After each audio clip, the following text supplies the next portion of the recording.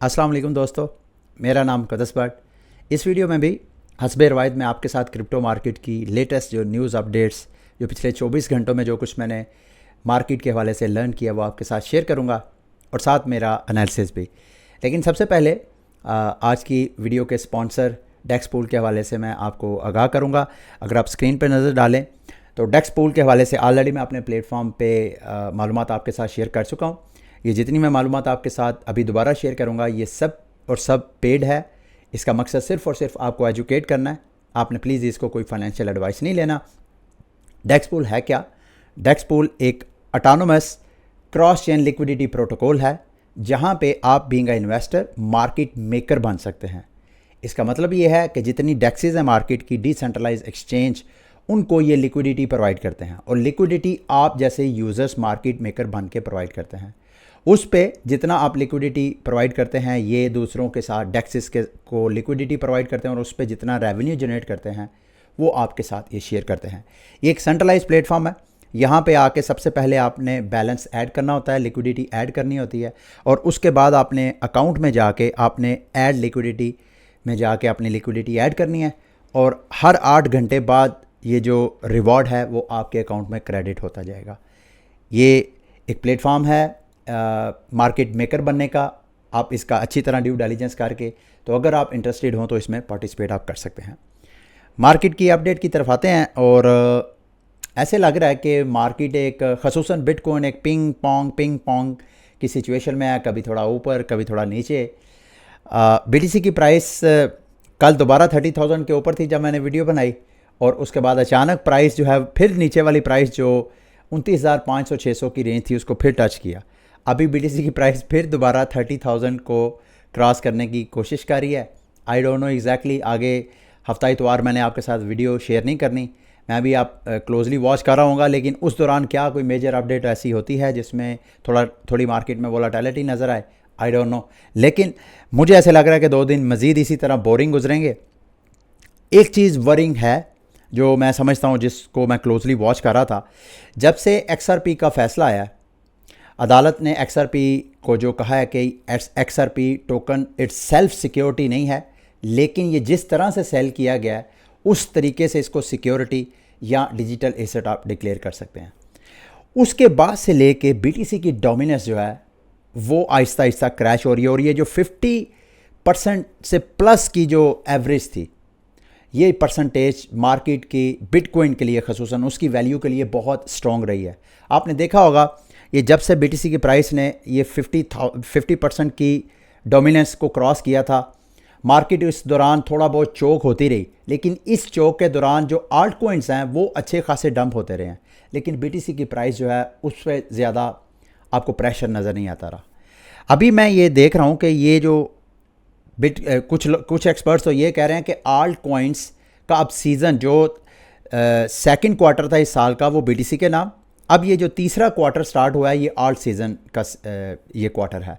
यानी इस सीज़न में XRP के फैसले के बाद अब आल्ट्स कॉइन में इन्वेस्टर जो है वो इन्वेस्टमेंट करेगा और इसको वॉच करने का एक ही तरीका है, मैं तो ये समझता हूँ, वो है बिटकॉइन की डोमिनेंस। और ये अगर 50% से नीचे रहती है तो उस ट्रेडर की बात में वज़न है और एन मुमकिन है आपको आल्ट सीज़न मार्केट में नज़र आए।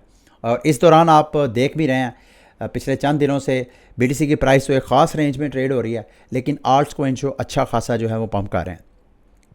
तो इसको आपने क्लोजली वॉच करना है आल्ट सीज़न को देखने के लिए और BTC की डोमिनेंस को क्लोजली वॉच करें ताकि अगर कोई बिटकॉइन के हवाले से डेवलपमेंट हो जाती है तो BTC की डोमिनेंस ऊपर जाएगी, अदरवाइज आल्ट कॉइन्स तो आपको थोड़ा बहुत मोमेंटम दिखाएंगी।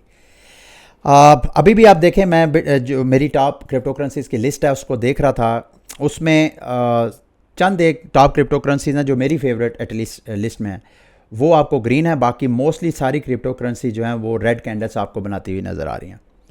एक और इंटरेस्टिंग चीज़ मैं चार्ट आपके साथ शेयर करना चाहता हूँ, ये क्रिप्टो स्टॉक्स वर्सेस क्रिप्टो। यानी इस चार्ट को देख के ना अक्सर हम लोग पढ़ते हैं ऑनलाइन गोल्ड रश के हवाले से। हम लोग तो उस गोल्ड रश का हिस्सा नहीं थे, लेकिन हम क्या स्टडी करते हैं कि जब गोल्ड रश का सीज़न था 2000 से पहले का, सन 2000 से पहले का, उस वक्त बड़ी बड़ी कंपनी जो है गोल्ड को माइन करने के पीछे पड़ी हुई थी। या गोल्ड रश का वो सीज़न जिसमें बड़ी बड़ी कंपनी सरमायाकारी कर रही थी कि उन्होंने माइनिंग करनी है।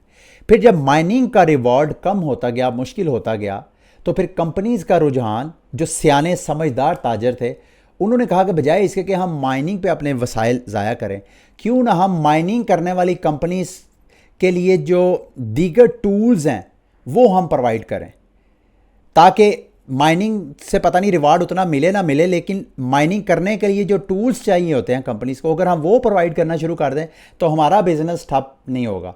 माइनिंग उतनी होती है या नहीं होती, हमारे बिजनेस को उससे कोई फ़र्क नहीं पड़ेगा। तो ये चार्ट देख के मुझे भी कुछ इसी तरह की सिचुएशन लग रही है कि बिटकॉइन के साथ अटैच जो कंपनीज़ हैं, ख़ुसूसन माइनिंग कंपनीज़ और जो कॉइन बेस एक्सचेंज है उसका अपना जो शेयर है, ये स्टॉक एक्सचेंज में उनको सबको देखें तो उनकी प्राइस अच्छी खासी पम्प कर रही हैं। और जब से ख़ुसूसन अगर आप XRP की प्राइस देखें वो भी अच्छी खासी शूट कर रही है।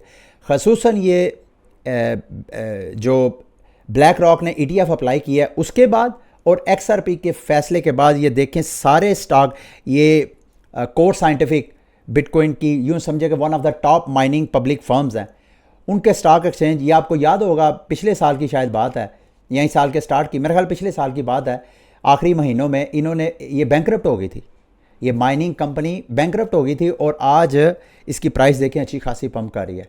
और ना सिर्फ इसने रिकवरी की है बल्कि अब वो अच्छी तरीके से स्टेबलाइज भी हो रहे हैं। और ये राइट, ये भी माइनिंग फर्म है, ये CIFIR, इसके भी शेयर्स हैं, ये भी माइनिंग कंपनी है। XRP तो ऑलरेडी मैं आपको डिसीजन के हवाले से बता रहा हूँ। इस हवाले से एक बल्कि थ्योरी है, मैं अभी आपके साथ शेयर करता हूँ। और कॉइन बेस का जो टोकन है, उस इन सब ने BTC की इस साल की जो परफॉर्मेंस है सबसे अच्छा परफॉर्म किया। ठीक है, अब आते हैं कल फेड नोट ने, मैंने आपको इन्फॉर्म किया था कि कल अमेरिकी जो फेडरेशन है उन्होंने एक पेमेंट सर्विस लॉन्च की है। कुछ लोग समझ रहे हैं कि ये CBDC है, जो मैंने जितना स्टडी किया है ये CBDC नहीं है अमेरिका का, बल्कि ये जो पेमेंट मैकेनिज़्म है उस पेमेंट नेटवर्क में एक और नेटवर्क इन्होंने ऐड किया है। उस नेटवर्क से यानी इंस्टेंट पेमेंट सेटलमेंट ख़ुसूसन इंस्टीट्यूशंस के लिए, ताकि उस वजह से ये देखें, अगर डॉलर की प्राइस पे अगर आप नज़र डालें तो फेड 9 की खबर की वजह से पिछले चंद दिनों से आपको डॉलर की प्राइस जो है वो पंप करती हुई नज़र आ रही है। और ये वाली जो क्रूशल रेजिस्टेंस थी $100 की, $100 ये वाली, इस वक्त जब मैं वीडियो रिकॉर्ड कर रहा हूँ इस वक्त ये रेजिस्टेंस ब्रेक हो रही है और ऐन मुमकिन है डॉलर मज़ीद मजबूत हो। डॉलर मजबूत होगा तो अल्टीमेटली जो आम तासुर उसका यही है कि फिर डॉलर बढ़ने की वजह से क्रिप्टो मार्केट और स्टॉक मार्केट पे थोड़ा प्रेशर आता है। लेकिन ये मैजिक किसका है?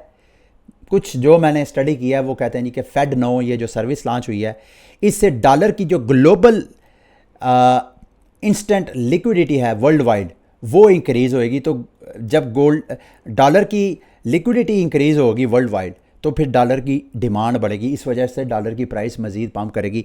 ये सारी थ्योरीज़ हैं। आइंदा आने वाले वक्तों, अभी तो कल लॉन्च हुआ है फेड 9, अभी आने वाले वक्तों में हमें ये चीज़ें मज़ीद क्लियर होती जाएंगी।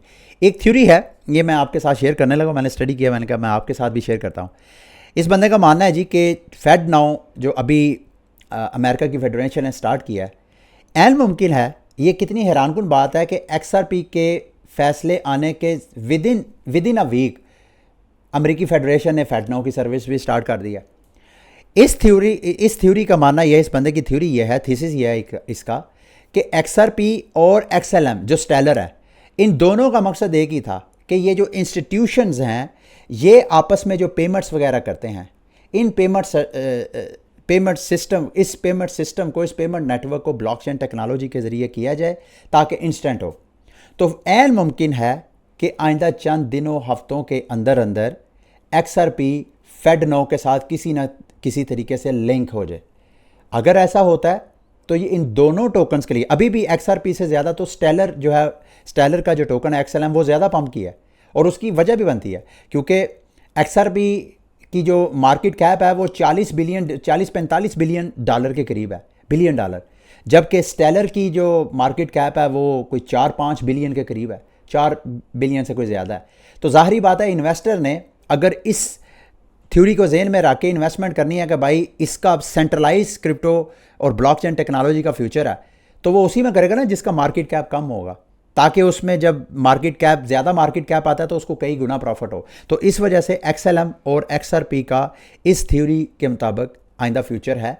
मैं भी इसको क्लोजली वॉच कर रहा हूँ, आपने भी इसको क्लोजली वॉच करना है। बहरहाल इस सूरत हाल में भी अगर आप देखें तो XRP की प्राइस फिर दोबारा 70 सेंट्स को एक बार टच करके तो फिर 85 सेंट तक गई है। अभी फिर दोबारा मेरा ख्याल है 77 सेंट के करीब जो है वो ट्रेड हो रही है। इसको क्लोजली आपने वॉच करना है। XLM की प्राइस भी इसके साथ साथ ही पंप की है। अगली और इंटरेस्टिंग डेवलपमेंट मैं आपके साथ शेयर करना चाहता हूँ। मुझे नहीं मालूम आप में से कितने लोगों को पता है, DYDX एक परपेचुअल डेक्स प्लेटफॉर्म है, परपेचुअल डेक्स है, यानी ये एक फ्यूचर ट्रेडिंग करने का डिसेंट्रलाइज प्लेटफॉर्म है। ये वो प्लेटफॉर्म है जो सन 2020 में ऑलमोस्ट बैंकरप्सी के पास था, लेकिन देखें आज जब मैं आपके साथ वीडियो रिकॉर्ड कर रहा हूँ, वन ऑफ द टॉप डेक्स ये फ्यूचर ट्रेडिंग के लिए, और बिलियंस डॉलर की इसके ऊपर ट्रेडिंग होती है। मंथली वॉल्यूम डेली का कुछ नहीं तो अबाउट $1 बिलियन की इसके ऊपर डेली ट्रेड होती है। ये जो DYDX का प्लेटफॉर्म है फ्यूचर ट्रेडिंग का, ये इसकी जो ऑर्डर बुक है वो सेंट्रलाइज है। इसका मतलब ये है, आप लोगों के लिए जिनको नहीं पता मैं उनको बताने लगा हूँ, ताकि अगर आपने इसकी ड्यू डिलिजेंस करनी है इसमें इन्वेस्टमेंट करने के लिए तो इस वजह से आपको इसका पता होना चाहिए। तो DYDX एक सेंट्रलाइज ऑर्डर बुक वाली एक फ्यूचर ट्रेड है। जैसे आप GMX सुनते हैं, GMX में तो आप ऑन चेन ट्रेडिंग करते हैं ना। ऑन चेन और ऑफ चेन का मतलब ये है, जैसे कि DYDX है, इसकी ऑर्डर बुक जो है वो सेंट्रलाइज है। इसका मतलब ये है कि जब आप अपना पर्सनल वॉलेट इनकी वेबसाइट पर जाकर कनेक्ट करते हैं, अगर आपने फ्यूचर पर ट्रेडिंग करनी है तो आप सबसे पहले अपने फंड ट्रांसफ़र करेंगे, वो फंड्स निकल के आपके वॉलेट से इनके स्मार्ट कॉन्ट्रैक्ट में लॉक हो जाएंगे। आपके फंड्स उनके पास नहीं जाएंगे, उनके वॉलेट्स में नहीं जाएंगे, फंड्स आपके अपने ही वॉलेट में होंगे, लेकिन वो एक स्मार्ट कॉन्ट्रैक्ट में लॉक हो जाएंगे। आप जब चाहें उसको अनलॉक करके तो फंड्स अपने वॉलेट में लेके जा सकते हैं, ताकि आप उसको ट्रांसफ़र कर सकते हैं, यूज़ कर सकें। अच्छा, ये फ्यूचर ट्रेडिंग के लिए सेंट्रलाइज प्लेटफॉर्म की अहमियत भी है। उसकी वजह यह है कि अगर आप ऑन चेन ट्रेडिंग वगैरह करते हैं तो अक्सर आप एक प्राइस पे ट्रेड लगाते हैं, लिमिट ऑर्डर वगैरह लगाते हैं, आपका बाद में माइंड चेंज हो जाता है, यार इस प्राइस पे नहीं, मैंने इस प्राइस पे आप ख़रीदना है या बेचना है। तो अगर आप ऑन चेन ऑर्डर लगाएंगे तो हर बार जितनी बार ट्रांजैक्शन करेंगे उतनी बार गैस फीस पे करेंगे। तो ये DYDX सेंट्रलाइज प्लेटफॉर्म है, गो के फंड्स इनके अपने वॉलेट में नहीं जाते, फंड्स आपके अपने ही वॉलेट में रहते हैं, लेकिन वो लॉक हो जाते हैं स्मार्ट कॉन्ट्रैक्ट में। ना आप तक उसकी एक्सेस होती है, ना उन तक उसकी एक्सेस होती है। आप तक एक्सेस हो सकती है जब आप उसको स्मार्ट कॉन्ट्रैक्ट से निकाल के अपने वॉलेट में ट्रांसफ़र कर लें। अब इसके हवाले से मज़ीद डेवलपमेंट क्या है, इनकी वर्स टोकनॉमिक्स है, इनके टोकन्स के। अगर मैं चार्ट पे DYDX का थोड़ा जायज़ा लूँ, ये वीकली चार्ट मैंने इनका ओपन किया है। इनकी प्राइस जो है तकरीबन 26, 27, 28 डॉलर तक इसकी प्राइस जो है वो पंप किया है। और इस वक्त जब मैं वीडियो रिकॉर्ड कर रहा हूँ तो DYDX की प्राइस $2 कुछ 15-16 सेंट के ऊपर ट्रेड हो रही है। अच्छा, इसकी प्राइस अपने लोएस्ट रेंज के ऊपर ट्रेड हो रही है। जैसे मैंने आपको कहा कि इसकी टोकनॉमिक्स वर्स हैं, इसी वजह से इसकी प्राइस टोकन इनकी अनलॉक होते रहते हैं और सप्लाई जो है वो अनलॉक होती है तो मार्केट में डंप होती रहती है। लेकिन इसका फ्यूचर है। कैसे मैं फ्यूचर देखता हूँ, क्योंकि DYDX अभी फ़िलहाल इथीरियम के इकोसिस्टम के ऊपर ये काम कर रहा है। अब ये इथीरियम को छोड़ के तो कॉस्मोस के ऊपर अपनी एक चेन लॉन्च करने जा रहे हैं। अभी ये जो उस चेन का ये टेस्ट नेट, मेरा ख्याल है वर्जन 4 उसका टेस्ट नेट जो है वो लॉन्च कर रहे हैं। वर्जन 4 के बाद फिर वर्जन 5 आएगा और फिर उसके बाद मेन नेट लॉन्च होगा। जब इनका मेन नेट लॉन्च होगा तो इसके दो फैक्ट होंगे इथीरियम के ऊपर, क्योंकि इस वक्त इथीरियम अपनी ब्लॉक स्पेस इसको रेंट करता है और बदले में इथीरियम गैस फीस इससे लेता है। इनके जितने ट्रेडर इनके प्लेटफॉर्म पे ट्रेडिंग करते हैं, डिपॉजिट करते हैं, विड्रा लेते हैं, उस पर अच्छी खासी इथीरियम ब्लॉक स्पेस रेंट इनसे चार्ज करता है। जब ये चला जाएगा तो इथीरियम की गैस फीस जो है कुछ बहुत ज़्यादा नहीं, बहरहाल उसके ऊपर इफेक्ट तो होगा। और दूसरा, DYDX का अपनी चेन लॉन्च करना, ओबियसली फिर ये जो गैस फीस की वजह से लोग DYDX को यूज़ नहीं करते थे, अब फिर DYDX की पॉपुलैरिटी, उसकी डिमांड और बढ़ेगी, और अगर बढ़ेगी तो फिर DYDX की जो टोकन की प्राइस है वो अच्छी खासी पंप हो सकती है। अभी टू बी फ्रैंकली स्पीकिंग, इस प्राइस पे, जिस प्राइस पे DYDX का टोकन ट्रेड हो रहा है, ये कोई बहुत अच्छी प्राइस नहीं है मेरे से पूछें। लेकिन मैं आपसे कहूँगा कि अगर आपको DYDX की प्राइस अगर दोबारा $1.5, $1.10 से लेके $1.50 की रेंज में अगर आपको DYDX नज़र आता है तो मैं समझता हूँ मिस नहीं करना चाहिए। ठीक है, ये थी इस हवाले से मेरी अपडेट्स। लाइट कोइन के हवाले से मैं जाते जाते आपके साथ हाल्विंग के हवाले से इंफॉर्मेशन शेयर करना चाहता हूँ। ये स्क्रीन पे आप देख रहे हैं तकरीबन 11-12 दिन रह गए हैं ऑलमोस्ट इसकी हाल्विंग होने पे, और इस वक्त LTC की प्राइस देखें तो LTC की प्राइस मैक्सिमम इस हाल्विंग की वजह से $115 मैक्सिमम बना चुकी है। मेरा अंदाज़ा था कि शायद ये $140 तक जाएगी, अब वो प्राइस वहाँ पे नहीं गई है। ये जो हाल्विंग की हाइप थी ये ऑलरेडी मेरी अंडरस्टैंडिंग के मुताबिक अब प्राइस इन हो चुकी है। मज़ीद इस हाल्विंग की वजह से मुझे नहीं लगता प्राइस पंप होगी, एन मुमकिन हो। मैं क्यों कह रहा हूँ, क्योंकि जो साबका इसकी हाल्विंग है उसका थोड़ा डाटा चेक करते हैं। आज से 4 साल पहले तकरीबन 7 अगस्त 2019 को इसकी हाल्विंग हुई थी। 5 अगस्त को, ये मैंने किया भी हुआ था यहाँ पे, 5 अगस्त 2019 को जाके देखते हैं क्या हुआ। ये देखें, ये 5 अगस्त 2019 है। यहाँ पे प्राइस जो है अब चंद दिन पहले ही प्राइस जो है वो स्टेबल होना शुरू हो गई और उसके बाद मुसलसल गिरने शुरू हो गई। अगर आप इसको या इससे पुराने जो है वो भी आप देखें तो आपको पता चल जाएगा कि LTC की प्राइस जो है फ़िलहाल साबका रिकॉर्ड को देखते हुए मुझे नहीं लगता इसकी प्राइस जो है यहाँ से मज़ीद दोबारा पंप करेगी। एटलीस्ट $140 तक तो जाती मुझे नहीं नज़र आती, अनटिल अनलेस कोई और मैजिकल इवेंट नहीं हो जाता मार्केट में। तो अगर आपकी कोई LTC में पोजीशंस हैं तो प्लीज़ अकॉर्डिंगली उसको रीएडजस्ट आप कर सकते हैं इस हिसाब से। लास्ट में जाते जाते ये कोइनबेस के हवाले से पेमेंट्स है। कोइनबेस ने अपना लैंडिंग प्लेटफॉर्म जो है उसको शट डाउन करने की अनाउंसमेंट की थी, मेरा ख्याल मई में।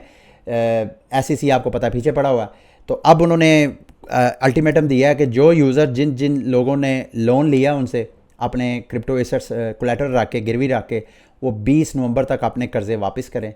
अदरवाइज़ कोइनबेस जो है उनका कोलैटरल मार्केट में बेच के तो अपने कर्ज़े वगैरह पूरे करेगा और ये सर्विस जो है वो एन मुमकिनाबाद में शट डाउन कर दें। ठीक है, ये थी आज की वीडियो।